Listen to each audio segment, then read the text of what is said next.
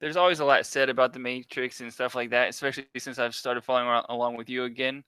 And I've been meaning to watch it just to catch up and get up to speed, but I haven't seen it. That's a great illustration of the hero's journey. And Okay. so is Star Wars, obviously. Yeah. They pull Neo as the main character. They pull Mm. him out of the Matrix, and like it turns out his world is a virtual world. And well, he comes out of the Matrix, and he's all plugged in to this machine. So he's got all these plugs like Yeah. drilled into his body. It's kind of gross, but it's kind of like an Alice in Wonderland sort of a dynamic.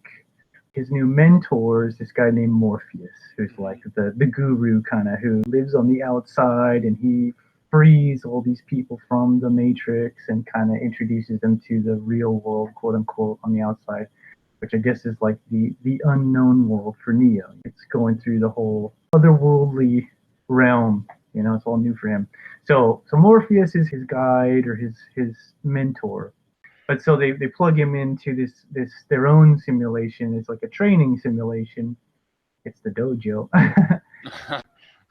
But and all of a sudden he doesn't have these holes all over him, and he actually has hair, and he's wearing like nice clothes and stuff, and he kind of looks at himself. He's like, wait, what? He's like back to his old, how he saw himself in the Matrix. And Morpheus says something to the effect of like, yeah, it's your residual self-image, I think is what he says. Okay.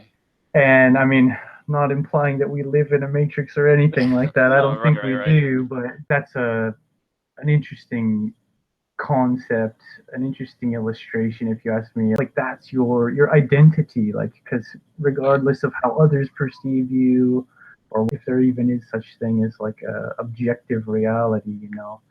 I think what's Right. most important is kind of how we see ourselves, and that's like it's this Yeah. image that you carry around, and I mean, it influences your reality more than anything else. Yeah. So yeah, mindset, like that's why it's hard to unpack that, but it's a big.